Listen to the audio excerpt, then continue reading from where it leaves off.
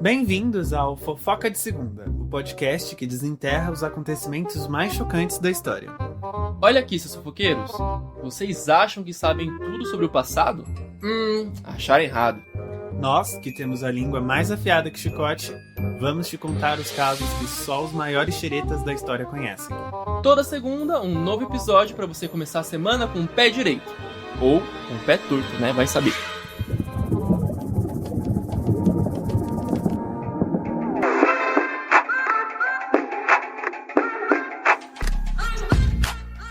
Léo, você não faz ideia do barraco que eu tenho pra te contar. Não faço, conta nome.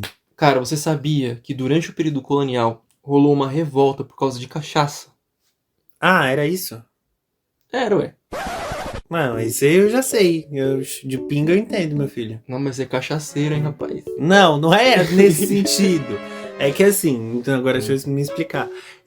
Foi tema de um trabalho meu da faculdade de Brasil colonial, eu acho. Ah, tá. Acho que eu sei o professor também, inclusive. Foi. Mas não, ó, a história não era essa, não. A história que eu queria contar é do dia que rolou a revolta. Tá, então conta logo de uma vez, vai. É que o Maurício, ele era um cara ali muito de boa, sabe? Aquele tipo de pessoa que é querida por todo mundo, mas também não é tão importante assim, não. Né? Ele era conhecido na vizinhança por duas qualidades dele bem úteis, assim. Ele sabia ouvir e sabia fazer uma boa cachaça. A pinga dele era daquelas bem boas mesmo, era da melhor. Era aquela que subia devagar, fazia o peito esquentar, a cabeça ficava até clara, assim, né? Clareava a mente. Ou confundia também, dependendo da quantidade que você fosse consumir, né? Assim que é bom. Depende. Mas aí ele estilava ali a cachaça dele no fundo do quintal, com um fogareio de barro, um alambique que herdou do pai, né? Que é herdeiro. Enfim, todo mundo ali dizia que a pinga do Maurício, ela curava doença, reatava casamento e fazia até padre esquecer o sermão. Aí, menino, quando o boato chegou, pegou geral, né? Pegou o Maurício com a mão na pinga, digo, na massa. E aí, o Palmeira, que era o vizinho ali passando com uma carroça, o vizinho do Maurício, falou assim: disseram que vão proibir a cachaça, hein? Só falta até proibirem respirar. O Maurício ficou indignado, né? Ele falou: quem foi o doido de proibir a pinguinha do povo? Aí o Palmeira ainda falou: foi ordem da coroa, você acredita? Enfim, era um decreto, né, assinado e selado, e proibia realmente a produção, o comércio, a venda e até o transporte da marvada. E aí, um outro cara foi lá e perguntou assim: vão querer que a gente beba vinho agora? Vai obrigar o vinho na gente? Vai descer a goela abaixo? Enfim, né, que estão entendendo ali que o pessoal ia querer virar rico, porque pra eles quem tomava vinho era rico, né, só podia ser. E o coitado do Maurício, ele não sabia o que doía mais, né, se era a humilhação de ter sua pinga tratado como contrabando, ou o fato de que ele tava fazendo pinga agora, né, e já rolou isso, né, bem na vez dele, tadinho. E aí ele já tava ali na ilegalidade e tal, mas assim, não era só ele também que tava nessa ilegalidade, né? Tava geral no Rio só falando disso, né? Todo mundo indignado. O povo começava a se juntar ali em grupinhos, cochichando como quem se prepara uma simpatia, só que era um outro feitiço que ia acontecer ali. O clima era de uma panela de pressão prestes a explodir, né? Sem a cachaça, todo mundo ali engoliu em seco aquele decreto e tava meio ressacado de raiva mesmo. E aí, se você desse um bom dia, era capaz de receber um belo xingamento de volta, né? Do jeito que tava. Tipo você quando acorda de manhã. Ah, também não é assim, tá? Ó, é um humor matinal. E todo mundo tem, não tem aí, galera? Não, pode eu não afirmar. tenho. Mas é que o seu, quando você tem também, aí o dia inteiro, né? Ai, cala a boca. Vai. Não tem nada que faça pra melhorar. Não gostei, segue. Ó, no dia seguinte, depois dessa revolta inicial, a cidade já não era mais a mesma. As portas da Câmara, elas amanheceram riscadas com carvão, um grupo de homens cercava a praça, discutindo alto, e o Maurício, que nunca foi ali tanto de política, ele seguiu logo atrás. Aí tinha um cara que gritava assim: o governador tem que explicar isso, e explicava nada, né, ele tem que sentir no lombo, enfim. O Maurício ficava ouvindo essas coisas aí, mas ele ficava meio quieto, né, seus olhos queimavam. A proibição, ela não era só contra a pinga, mas era tipo uma ofensa a ele, né? Era contra ele também. Contra o seu próprio ofício, contra o jeito do povo viver. E aí veio o estouro. A multidão acabou invadindo o palácio do governo. Documentos foram rasgados, caixas de vinho foram quebradas, e em meio a essa bagunça veio uma grande notícia. Sabe qual é? Qual? Prenderam o governador. Aê! O governador, o Salvador Correia de Sá, que era o homem da coroa, o representante do rei, ele estava agora fechado num cômodo do convento de São Bento, cercado de vela, silêncio e vergonha. E aí o Maurício não podia acreditar, né, que estava acontecendo ali não. Ele olhou para cima, o céu ainda estava azul, os telhados ainda fumegavam daquele calor, mas a cidade, ela tinha virado outra coisa. Tinha virado um verdadeiro motim. E aí uma moça ali que estava na praça perguntou assim pro Maurício, pô, a pinga tá livre? Aí ele falou, não, hoje ela tá, porque hoje ela é nossa. Né? E aí com essa voz firme assim, ele tava cheio de coragem, né? Pera, mas eu fiquei na dúvida. Quando ela pergunta se a pinga tá livre, ela tá pedindo pinga na faixa? No 0800? E ele tá falando, não, hoje é por minha conta? Ou ela só tá perguntando se ela tava podendo fazer pinga? Olha, conhecendo o Maurício, eu acho que ele ia deixar na faixa. Naquele instante ele ia deixar na faixa só pra curtir o momento. Tá bom. Pra curtir o momento era na faixa. E aí foi isso, né? Teve um festival da cachaça, o povo bebeu que só, né? Bebeu assim, até não poder mais.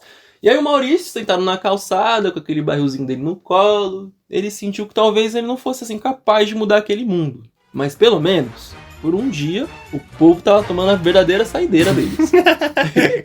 Ai, que bobeira, gente. Ah, contada desse jeito, eu até gostei da revolta da cachaça, ficou bem melhor. Acho que vou contar assim pros meus alunos quando eu estiver dando aula. Aposto que tem um monte de pinguço ouvindo a gente aí, louco pra participar disso.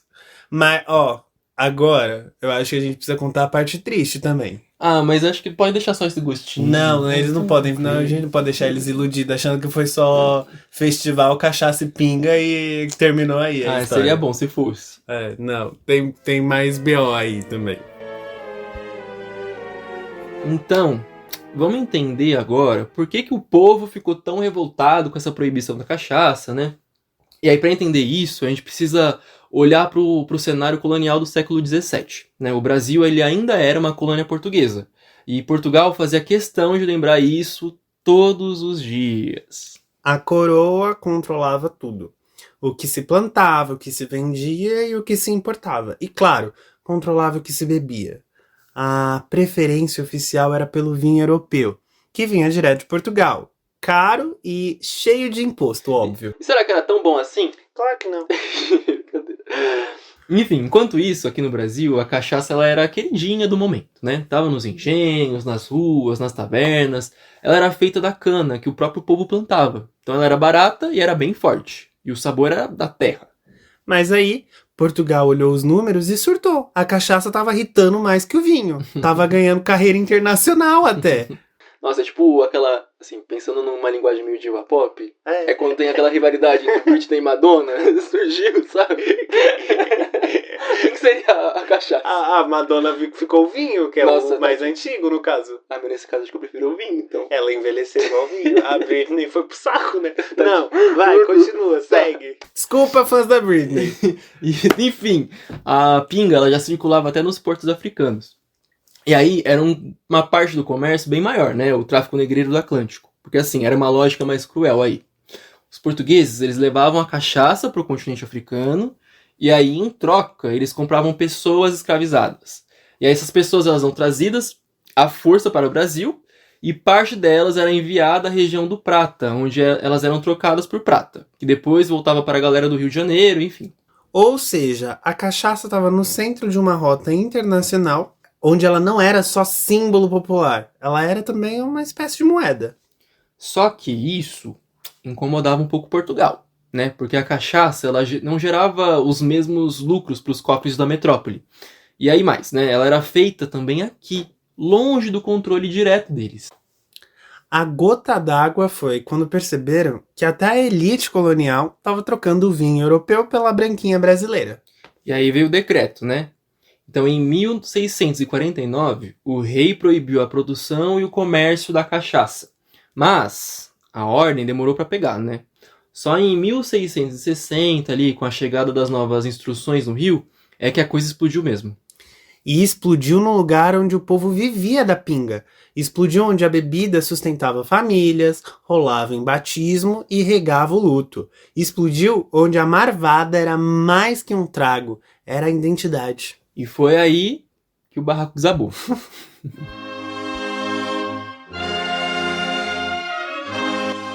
Depois da revolta, o convento de São Bento seguia vigiado por um povo que sabia muito bem o gosto da injustiça.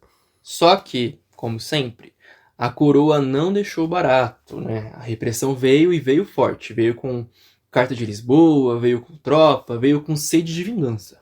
Os líderes da revolta foram perseguidos, alguns presos, outros deportados, mas como o movimento era do povo, do chão mesmo, foi difícil punir todo mundo.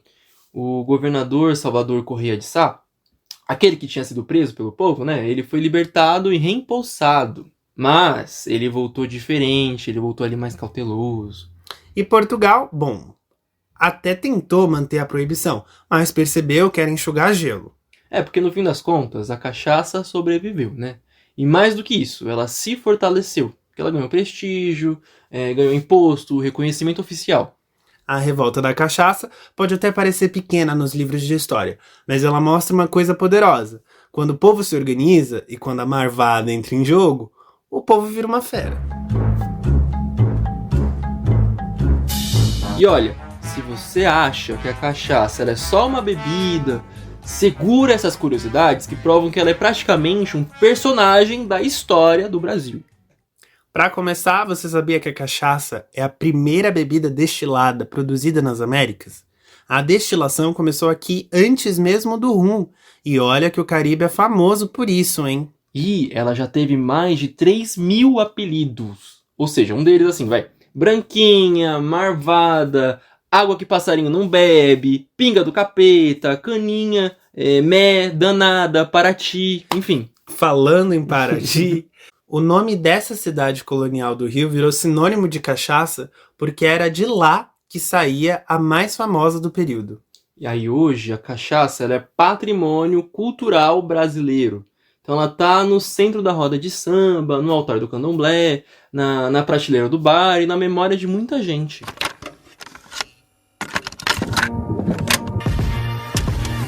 Agora que a gente tá se encaminhando pro fim, de novo, gente, o momento do recadinho. Por favor, sigam a gente aqui em todas as redes sociais que a gente tem. A gente tá em todas as plataformas digitais também. Então, assim, se possível, avaliem também esse podcast. Se você estiver gostando bastante, avaliem com 5 estrelas. Se estiver gostando mais ou menos, aí não precisa avaliar. Avaliem com 5 estrelas. A gente vai entender que você gostou menos. Gostou menos, a gente entende. O que eu esqueci de falar é que esse episódio é especial pra Silvana e pra ela mostrar pro amigo dela, o Juarez. Porque ele é um amigo que gosta muito da marvada. Então ela pode contar pra ele isso, que ele vai amar a história, entendeu? Entendi. É isso aí, Juarez. Se você gosta muito da marvada, saiba que você não é o único. Teve gente que lutou e morreu por isso. Lutou pela permanência dela, né? Pra voltar, porque tava querendo ser proibida. É isso aí. Então... Enfim, no próximo episódio, a gente vai falar de uma epidemia. Mas ela não tem nada a ver com uma doença, né? Pelo menos assim, eu acho. Também acho que não. Mas que é esquisito né? Será que foi histeria ou possessão? A gente vai debater isso só na semana que vem, né? Por hora, a dica que eu posso dar pros ouvintes é... A gente vai falar de 2 casos de epidemia. Um na Europa e outro no Brasil. E uma delas rolou na festa junina, tá? Tá, chega aí, tá? Senão vai ser muito spoiler também. Até mais, galera. E não se esqueçam que a fofoca é de segunda. Tchau! Tchau!